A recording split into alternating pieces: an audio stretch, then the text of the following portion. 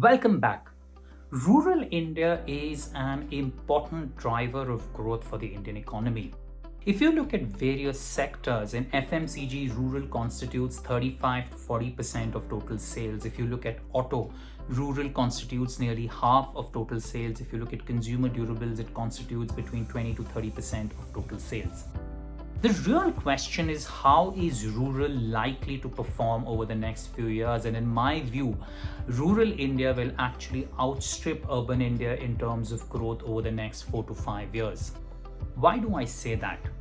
First is in terms of the government infrastructure. The government is investing a lot in highways, in roads, in soft infrastructure like the internet. Second is in terms of the nature of monsoons that we've seen over the last 2 to 3 years and the amount of seeds that are being sown as part of the Rabi and the Kharif crop indicates there's going to be a lot of disposable income in the hands of farmers.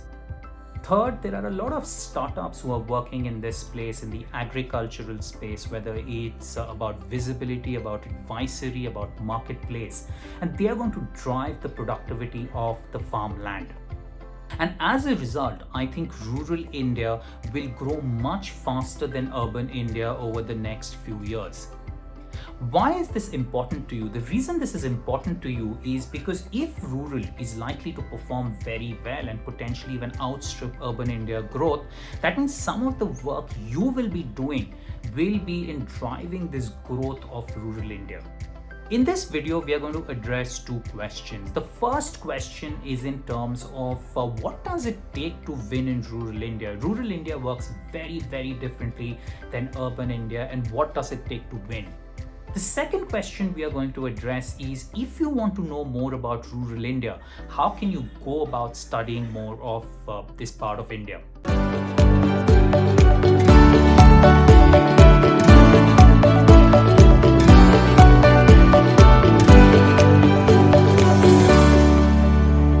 To introduce myself, my name is Sandeep Das. I am an MBA from IIM Bangalore and have a strategy course from INSEAD. I have nearly 12 years of experience having held leadership positions in both FMCG and consulting. I'm the author of 3 successful books, with my third book, Hacks for Life and Career, a Millennial's Guide to Making It Big, being a bestseller on Amazon. Let us start with the first question in terms of what does it take to crack into rural and win in rural India? The following are 5 principles you can broadly use. The first way to win in rural India is to look at your network. Your network always wins. That means if you have a presence, it's likely you will drive sales. Now, if you look at rural India means about 600,000 plus villages in the country of India. But essentially, you don't have to have a presence in all of them. What really matters are the top 60,000 villages. They matter because they constitute about 80% of the sales that come from rural India because of affordability, because of reach. So what you need to do is actually have your network presence in terms of being present in these 60,000 villages. By being present, you can look at distributors, you can look at wholesalers, you can look at large retailers. If you are in the auto sector, you will also see that what companies do is they have smaller showrooms, not the full-fledged showrooms, but smaller showrooms in some of these prominent areas. The second principle that is important to understand in rural is to look at the nature of marketing. If you are in urban India, a lot of marketing is in terms of above the line events. Think of TV, think of the internet, think of radio. But in rural, this works very, very differently, because rural, there is so much cultural cohesivity. The opinion leaders matter a lot, whether it's the opinion of the sarpanch, a major agricultural leader, or a promising leader. So when you're looking at rural, ATLs per se does not matter so much. It's all about below the line of BTL activations in terms of getting some of these influencers to come and endorse your brand, sponsoring local activities, local cricketing tournaments, local football, kabaddi tournaments. So below the line activations start mattering a lot when you're looking at rural. The third principle you have to look at is in terms of the value, or the question of the entry price.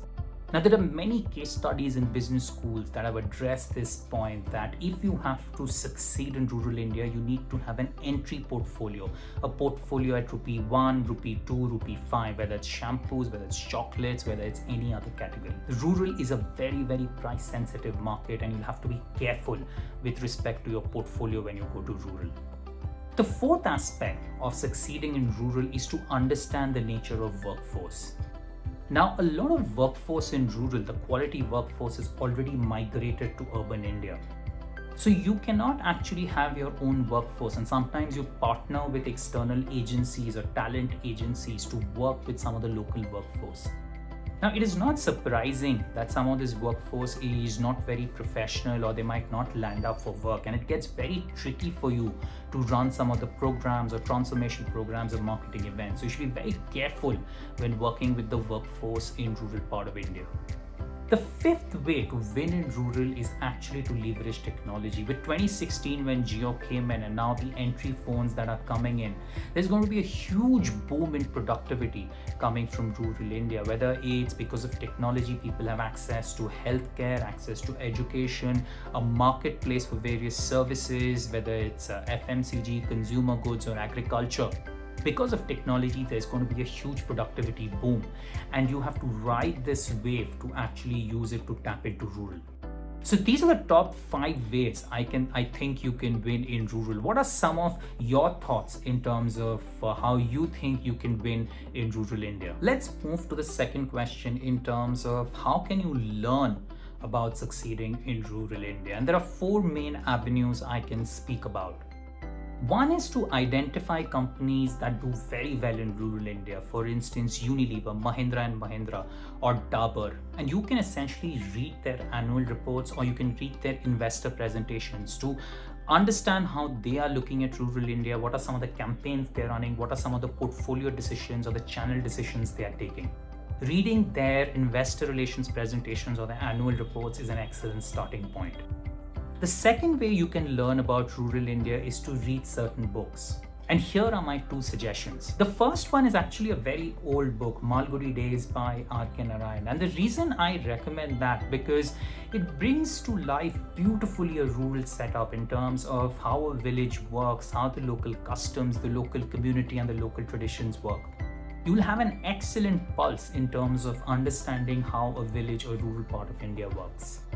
The second book you can look at is my own book, Hacks for Life and Career, a Millennial's Guide to Making It Big. There's an entire section on succeeding in rural India. A lot of the content you heard in the first part is coming from that book. The third avenue is you learn basis your own experience, and if you get the chance, you should travel to rural India as part of work or as part of vacation. You will come first hand, you'll come to know about the cultures, the traditions, what drives that different part of India. The fourth is you can look at certain programs online. Inside IIM, through its Alt Uni University, has various programs. When you look at rural India, supply chain often becomes very, very important, and you can look at the supply chain management program from Alt Uni. The description and the link for that program is in the comments below. So here are 4 ways I could think of in terms of how you can learn about succeeding in rural India. What are some of the innovative techniques or innovative methods you might have in terms of how to learn about succeeding in rural India? Drop your suggestions in the comments below. In conclusion, rural India is going to be very, very critical because it's most likely going to be the driver of growth over the next few years, potentially even outstripping urban India. The reason this is important is most likely the work you will be doing is to drive growth in rural India.